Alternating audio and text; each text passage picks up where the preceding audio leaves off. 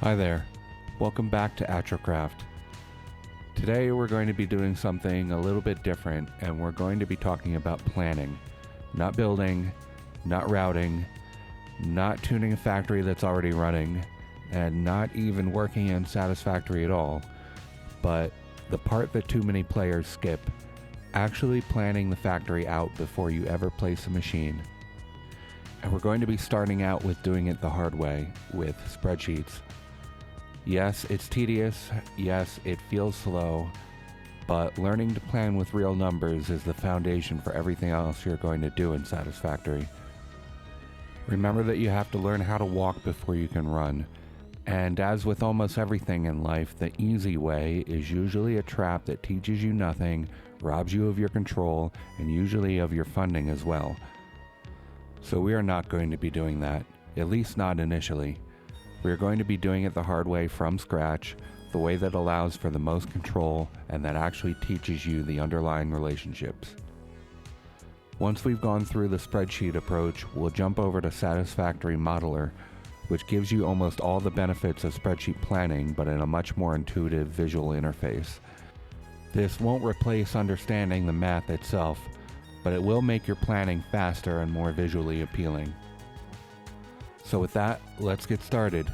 First with the spreadsheets and then with the tools that can take your planning to the next level.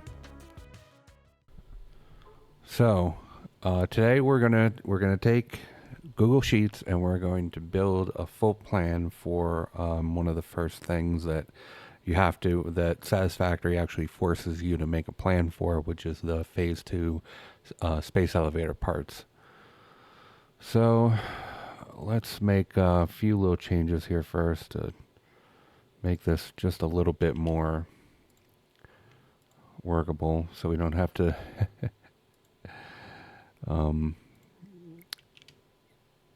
burn our eyes out in bright white. Oh no, come on. Dark and then white. Beautiful. Beautiful. I wish Google Sheets had a dark mode, but it doesn't as of yet. So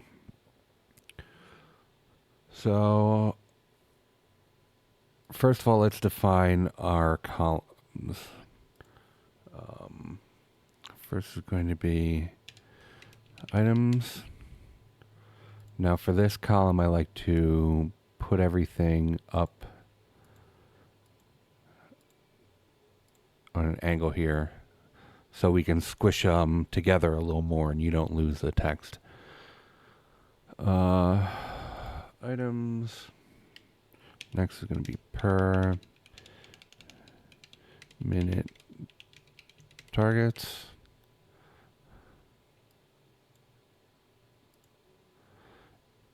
And this is all going to be, relevant to many more things than just Satisfactory.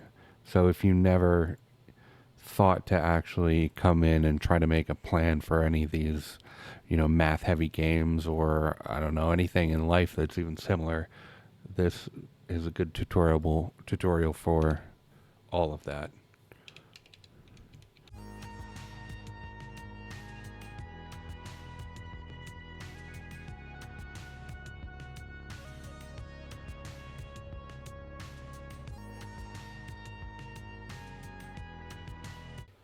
And this going to be the column we put the actual per minute values into, and then this column will be once it's adjusted for clock speed and production multiplier.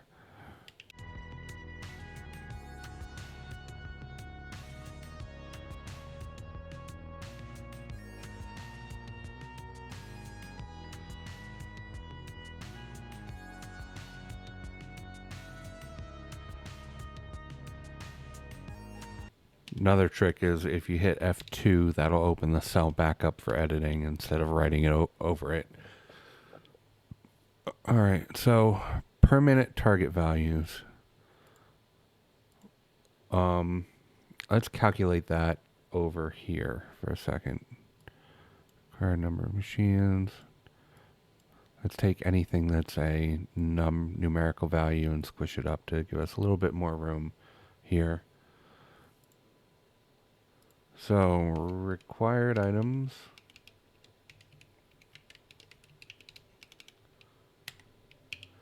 And we'll just hit equal and come over and we'll lift that text right from the first cell that we wrote it into over there. All right, we need 1,000 of those two and 100 of this for completed, for that phase 3 goal. And we'll make this the per minute values.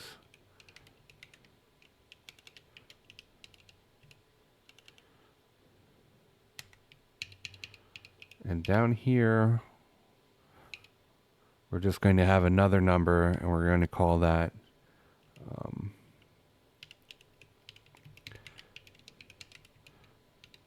expected minutes. So if we want to get the whole thing completed in, let's just say 100 minutes, so a little over an hour and a half, then we can take that equal sign, that one, divided by this. So 10. So 1,000 divided by 10, divided by 100 is 10, right? So that means we need to make 10 per minute of smart plating to be done in 100 minutes. And we can just, well, first, let's open this back up. We'll put the $sign modifier in here. What that does is it just locks that cell in, so that'll make a little more sense in a second. See, it's still P7 while the other one moves in relation to the cell that you're trying to use, right? Okay. So we'll come back over here. We'll just pull that right from there. Beautiful. Clock speed and production multiplier will set to 1. And we'll just drag that down to a whole row here. And we'll change this to a percentage. Okay. Now, what are these going to need? Smart plating needs reinforced iron plate.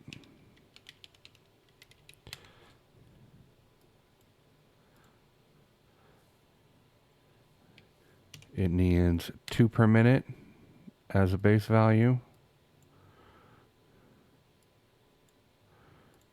which then translates to that times that times that.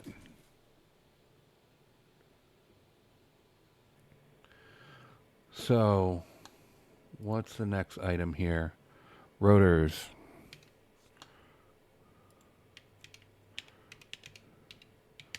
Rotors, 2 per minute, and then that times, oop, no, that's not times. That times that. There we go.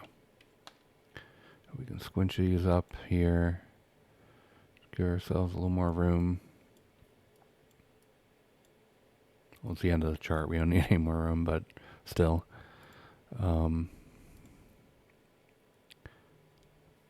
Okay. Now, default production rate is 2. So you get 2 in each and get 2 out. And then this guy here is going to be that one divided by, and then we put it in parentheses, then that times that times that. There we go. That's the magic formula. And that's going to be applied to all of these. Along with this, and this one here. So we just have to fill in these numbers that are missing, right? And the per minute targets that we'll get that in another way. I'll show you in just a minute, but let's fill in the rest of this.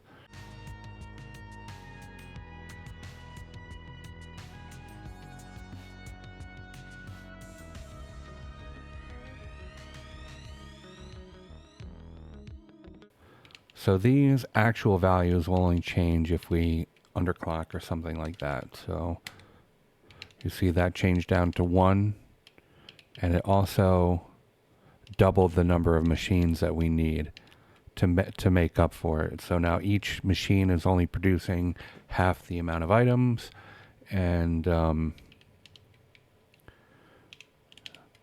now it's calling for double. If we did the same thing with Summers loops, then we'd only need 2.5 machines, right? And double the amount of items. So that's how that plays in. Okay. Next item. Modular frames.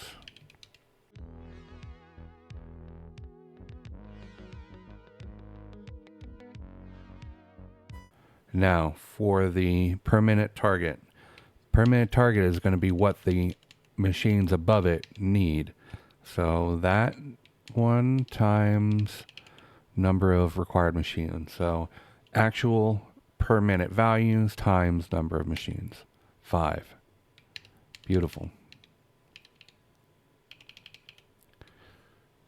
And then we just work our way down the list.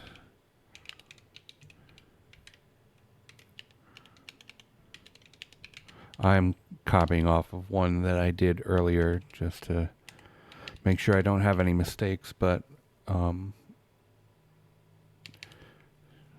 you do this for your own plans, you just want to be real sure that you're doing these in order, right? If you find out, like on a previous try of this, I found out I had reinforced iron plate way down the list.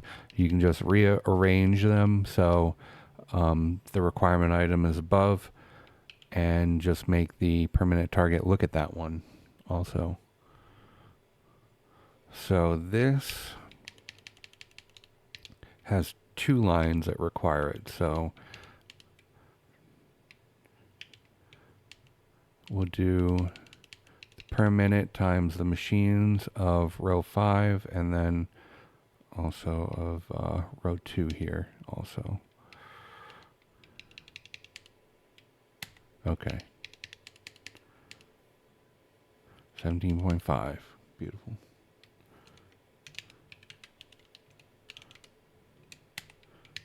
And then when you're done, it's always good practice, just do a little sanity check.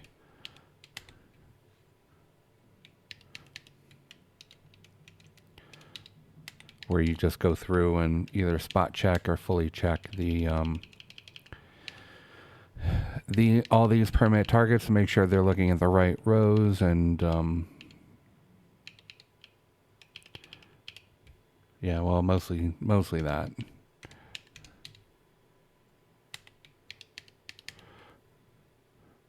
Rotor, let's make 4 a minute. They want iron rods at 20 and screws at 100. Beautiful.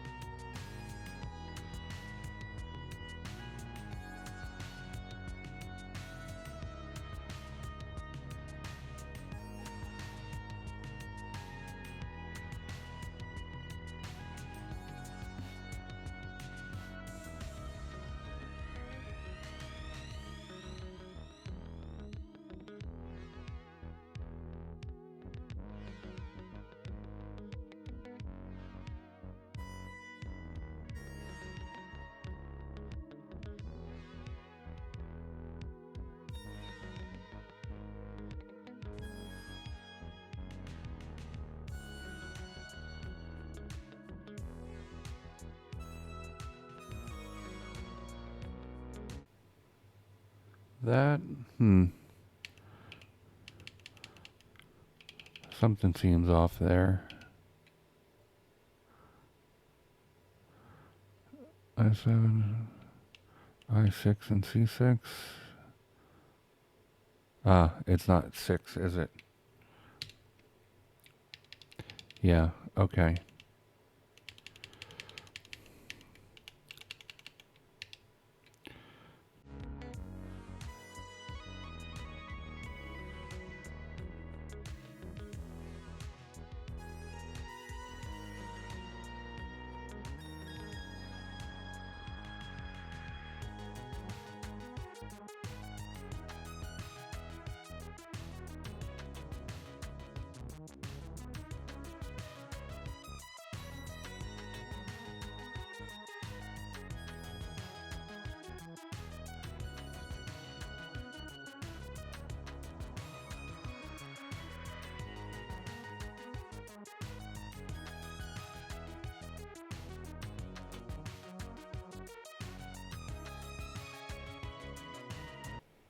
Beautiful. And there's our completed plan. So we could stop here and implement all of these. We just have to round up to the number of machines that we would need. And that's actually exactly what we're going to be doing in Satisfactory Modeller. But here, since we can, let's take this one step further and adjust, downgrade the clock speeds to have one machine per. That way we're not overproducing anything, and we won't have machines trying to rob from other machines there. So what I just did was, let me put this back here. I took this number, the actual required number of machines, and I divided it by the number of machines that I want to see. So we'll do it again. That's 0.4 divided by 1. And that's 40%. So at clock speed 40%, we're making the same amount of items. All these target numbers are the same, right? But now we're doing it on one full machine and not, without the extra capacity there. Let's do this again here. 2.5 divided by 3. Beautiful. 83. And that's actually going to be 83 repeating, right? But you're close enough at just 83%. Same thing here.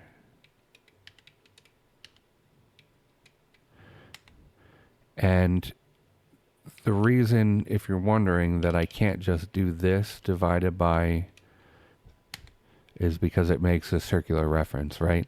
So a circular reference just means that this cell has a formula that's trying to calculate the number in this cell, and this cell has a formula that's trying to calculate the number in this cell. And you can't have two questions that depend on each other's answers for, the right value.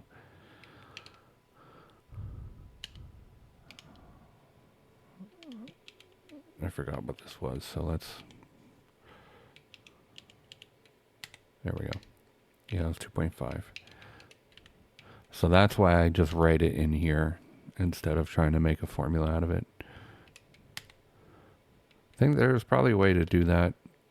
If someone knows, I'd love to hear it. Leave it in the comments.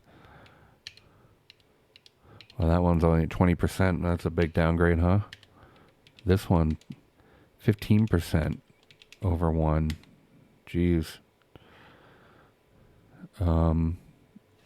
Yeah, this recipe does not call for a lot of stators. So here, this is very important also. Where we have the 0.6 repeating,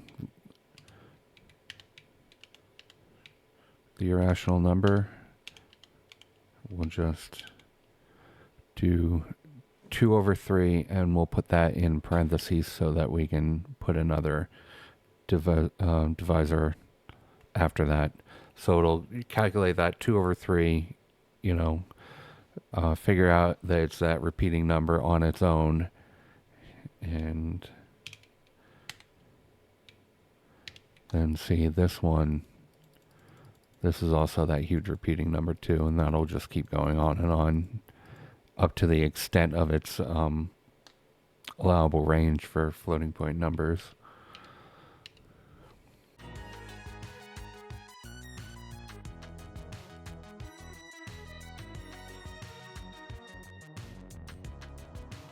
So now this whole column is all integers. It's just, single number of machines, right, without any kind of fraction.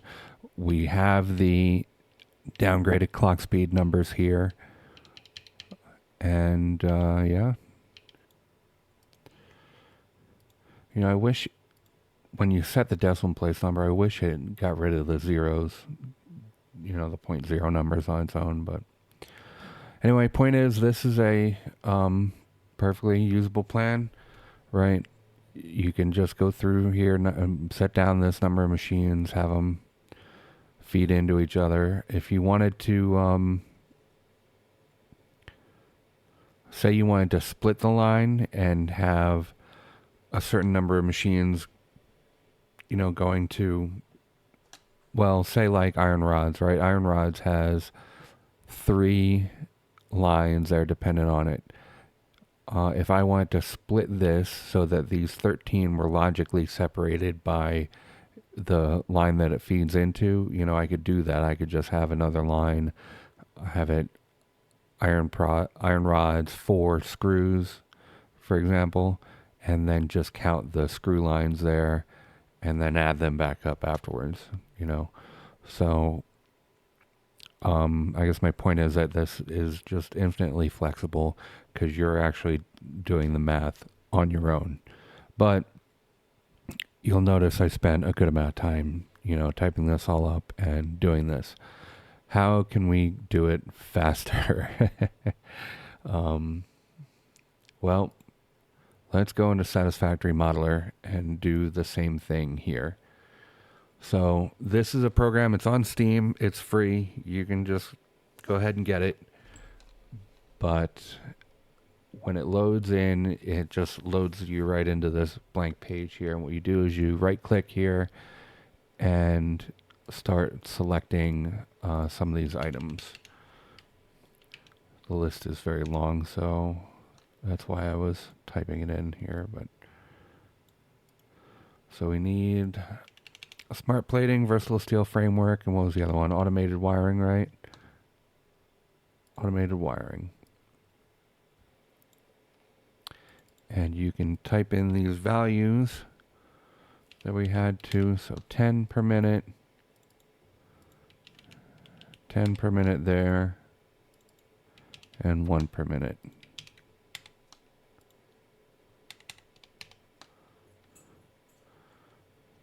And from there, you just come drag from the required items here, and it'll bring right up the recipe that feeds into that.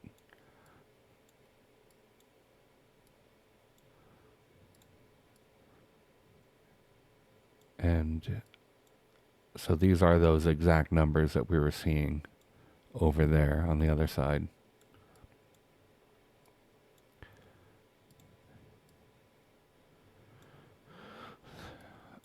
You see this one has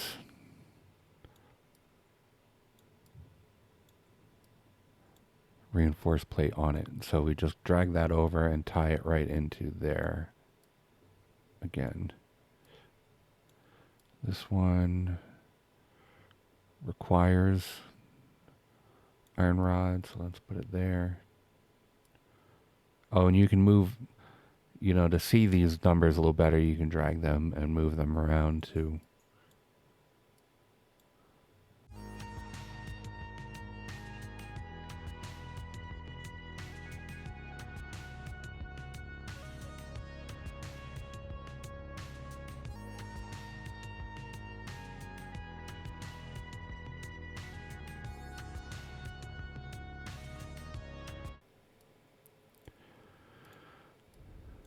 Now here it'll default to 60. Just go and type in some very large number, and then it'll automatically show you the right amount that you need there.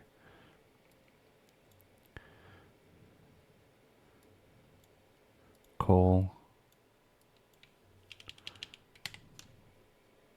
and copper ore.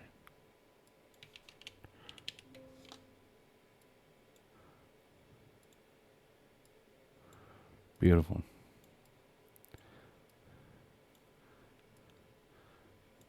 And there we are. It's the same plan we had in the spreadsheet. And you might ask yourself, why do the spreadsheet way when you can just come in here and make a graph like this? And often that is exactly what I do.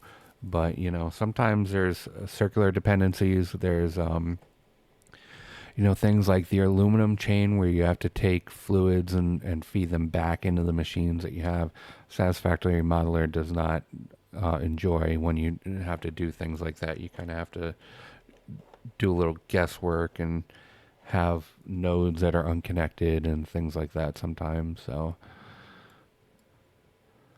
it's good to know how to do this on your own and be able to put together the math yourself and not have to rely on some kind of program, right?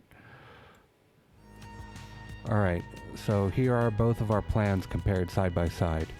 These are the two main methods I use when I'm planning out a factory. There is a third option. The tool is on the Satisfactory Calculator website, and you're absolutely welcome to try that as well. I personally don't use it because I find the interface a bit clunky, but you might prefer to, so it's worth mentioning. Either way, give these planning methods a try. If you've always been the type to just dive in and start building with no prep, I hope this video inspires you to approach things a little differently. And console players, I'm especially looking at you here. Planning ahead is going to make your build so much smoother. Let me know in the comments how you plan your own factories. I'm also likely going to make the same kind of tutorial for Factorio, so keep a lookout for that one. And of course, don't forget to leave a like and hit that subscribe button. It really does help. So thanks again for watching, and we'll see you in the next one.